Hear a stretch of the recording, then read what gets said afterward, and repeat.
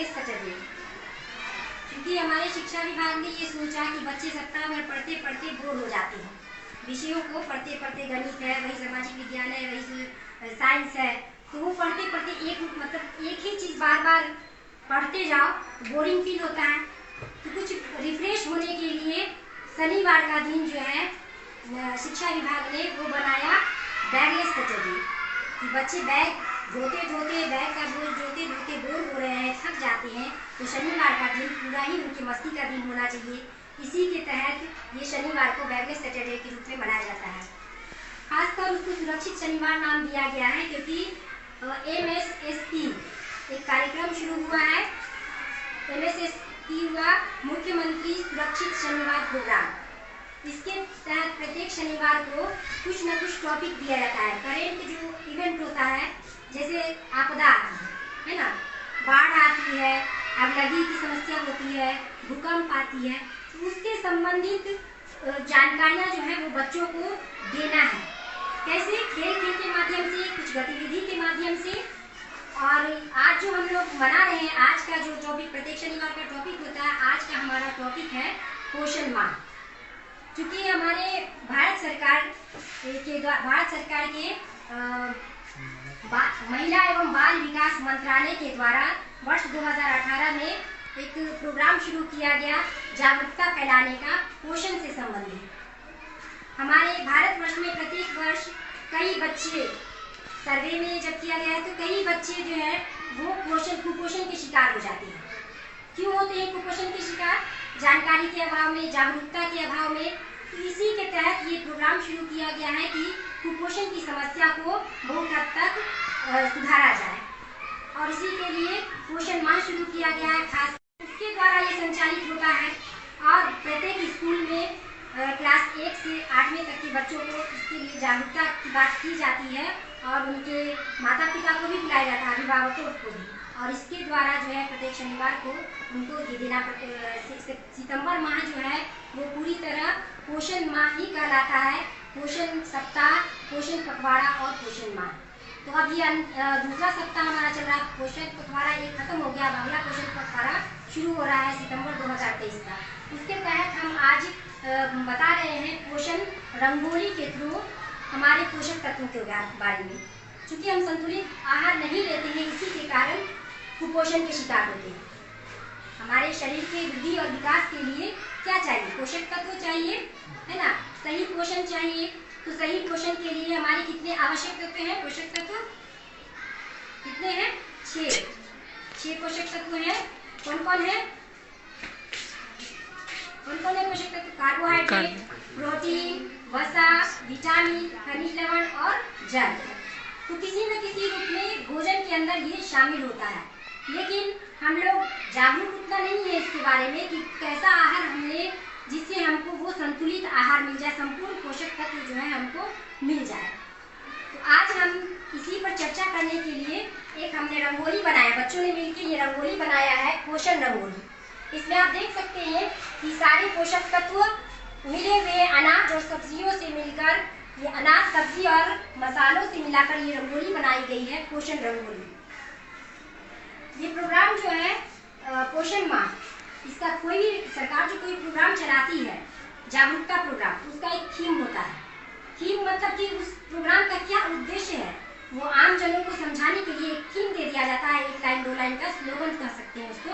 तो हमारे पोषण माह 2023 का ये थीम है सुपोषित भारत, शिक्षित भारत, सशक्त भारत। और इसी को समझने के लिए, इसके संबंधित जागरूकता फैलाने के लिए आज हम पोषण माह के रूप में पोषण रंगोली बनाए, पोषण माह को मनाने के लिए पोषण रंगोली बनाए हैं। अब इसको समझिए, इसमें क्या क्या है इस रंगोली के अंदर? अनाज है, दाल है, सब्जियां हैं और मसाले हैं।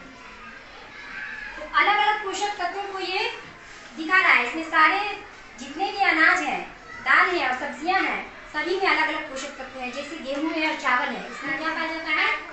कार्बोहाइड्रेट। दाल में क्या पाया जाता है? प्रोटीन। और हरी सब्जियों में क्या क्या पाया जाता है? खनिज लवण पाया जाता है। फाइबरस फूड होता है, जैसे ये भिंडी है, ये फाइबरस फूड है, सब खनिज लवण के लिए अंतर्गत आते हैं। इसके अलावा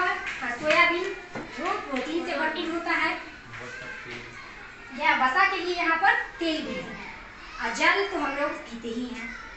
तो ये सारे पोषक तत्व को ये दिखा रहा है हमारा रंगोली।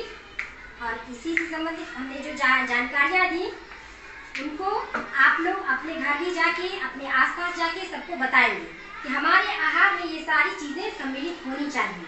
जितने नज़र आ रहे हैं वो सारी चीज़ें हमारे आहार में सम्मिलित होनी चाहिए, और जिससे हमारा क्या होगा, सारा पोषक तत्व हमको मिलेगा और हमारे शरीर का वृद्धि और विकास सुचारू रूप से होगा। खासकर ये प्रोग्राम जो चलाया गया है, तो जो हमारे जीवन चक्र का जो पहलू होता है, 4 अवस्थाएं होती हैं खास करके। एक दिन और पहले भी बताया है इसके बारे में, गर्भावस्था, शैशवावस्था, बाल्यावस्था और युवावस्था। खासकर वृद्धि और विकास के लिए इसी 4 अवस्थाओं को ही लेते हैं। इन चारों अवस्थाओं में हमें पूर्णतः मतलब संतुलित आहार हमारे शरीर को जरूरत होती है, और जब हमें नहीं मिल पाता है तो क्या होता है, आगे चल के हम बहुत सारी बीमारियों से ग्रसित हो जाते हैं। इन सारी चीज़ों में पोषक तत्व तो है ही, उसके अलावा आयरन, फॉलिक एसिड, सारी चीज़ें इनसे मिलती हैं जिससे बौद्धिक विकास होता है। फॉलिक एसिड, खासकर आयरन और फॉलिक एसिड, तो ये सारे तत्व जो है इसी में मिल जाते हैं। साग खाते हैं ना हम लोग, पालक है, ठरिया, बहुत सारे साग होते हैं, उसमें क्या पाया जाता है, लौह तत्व पाया जाता है, आयरन और फॉलिक एसिड। उसके अलावा भी फास्फोरस है, बहुत सारी विटामिन है। सूखा फल में ओमेगा 3 फैटी एसिड पाया जाता है, जिससे मस्तिष्क विकास होता है, मानसिक विकास पूर्ण होता है। तो जब हम लोग इसके बारे में पूरी जानकारी हासिल कर लेंगे तो हमें लगेगा, डेली हम जब भोजन करने के लिए बैठेंगे तो हमें लगेगा कि नहीं, इस चीज़ की कमी है और इस चीज़ को हम साथ में लें, है ना। खाना तो हम तीनों टाइम खाते ही हैं, लेकिन अब हम सोच समझ के खाएंगे कि संतुलित आहार में हमको और क्या क्या खाना चाहिए। बस ये दिमाग में रखना है कि वैसे आहार हम लें जिसमें 6 पोषक तत्व मौजूद हों। दूध एक ऐसा आहार है जिसमें लगभग सारे संपूर्ण आहार में आता है, सारे तत्व पाए जाते हैं। फास्फोरस हो गया, आयरन हो गया, कैल्शियम हो गया, सारे तत्व जो है दूध में पाए जाते हैं। तो कम से कम डेली 1 गिलास दूध लेना चाहिए, जिससे हमारा संतुलित आहार पूर्ण हो जाता है। और उसका उचित समय है रात को। और ये संतुलित आहार हम लोगों को दैनिक आहार में शामिल करना होता है ना। किसी एक दिन खाने से नहीं होगा, दैनिक आहार में हम लोग को संतुलित आहार को शामिल करना होगा। और संभव हो सके लेना है। सबके पास गाय है ना, तो घड़ी में शारीरिक और मानसिक दोनों विकास होता है इससे। शरीर हमारा स्वस्थ रहेगा तो मानसिक नहीं चाहते हैं। नहीं, घड़ी तो दिक्कत है, उसमें मिलाइए आप सपोर्टिंग एलिमेंट। हाँ, बच्चे नहीं पीना चाहते हैं क्योंकि उनको पता ही नहीं कि दूध का कितना फायदा है। दूध पीने से मस्तिष्क विकास होता है, हड्डी का विकास होता है। शरीर स्वस्थ रहेगा तो थोड़ा सा बच्चा गिरता है, हड्डी टूट जाता है ना, क्रैक हो जाता है। क्यों? क्योंकि कमजोर है, वो नहीं लिया है सही से आहार। अब तो सरकार की तरफ से इतनी सारी योजनाएं चल रही हैं, फिर भी उसका लाभ जल्दी लोग नहीं उठाना चाहते। तो ये सरकारी स्कूल में सरकार के लिए अलग से गोलियां खिलाई जाती हैं। में चल रहे वहाँ पर थीम क्या है इसका? थीम बोलो तो। थीम क्या है? सुपोषित भारत, शिक्षित भारत, सशक्त भारत। सुपोषित होंगे बच्चे, सही से विकास होगा शारीरिक और मानसिक, तभी तो वो शिक्षित होंगे, पढ़ाई में मन लगेगा, और तभी तो भारत सशक्त बनेगा। भारत को सशक्त बनाने में तुम्ही लोग का हाथ है। सब लोग संतुलित आहार लेंगे आज से, एकदम लेना है। नहीं देगा, शरीर स्वस्थ रहेगा तभी स्वस्थ मानसिकता बनेगी। देखो खाना नहीं खा के आई हो, उलट गई ना। जब तुम कुछ भी खाओ तो उसमें देखो कि उसमें कौन सा पोषक तत्व पाया जाता है। चावल खाते हैं तो क्या पाया जाता है उसके अंदर में, गेहूं के अंदर क्या पाया जाता है, दाल के अंदर क्या पाया जाता है, और उन सारी चीज़ों को जब लोगे तो वो तुम्हारे शरीर में लगेगा, और तुमको लगेगा कि हाँ, हम जो आहार लेते हैं उससे हमारे शरीर का विकास और मस्तिष्क विकास और शरीर में वृद्धि हो रही है। कहा गया है स्वस्थ शरीर में ही स्वस्थ मस्तिष्क का विकास होता है। कहा गया है कि स्वस्थ शरीर में ही स्वस्थ मस्तिष्क का विकास होता है। अगर शरीर नहीं स्वस्थ रहेगा तो काम करने तो हमारा मस्तिष्क भी अच्छा नहीं होगा। पढ़ाई में कमजोर क्यों दिमाग होते काम हैं? सही से क्योंकि हम नहीं सही से करेगा। नहीं खाते हैं। याद सही से करोगे, याद नहीं खाएंगे होगा। तो मस्तिष्क तक वो ऊर्जा पहुंचेगी, और जब मस्तिष्क तक ऊर्जा पहुंचेगी तभी तो मस्तिष्क कार्य कर पाएगा। मस्तिष्क कार्य करेगा तभी तो पढ़ने में मन लगेगा, तभी तो फिर आगे बढ़ेगा। नहीं, झालमुड़ी बनाएगा खूब मसालेदार झालदार, दौड़ के सब जाएगा।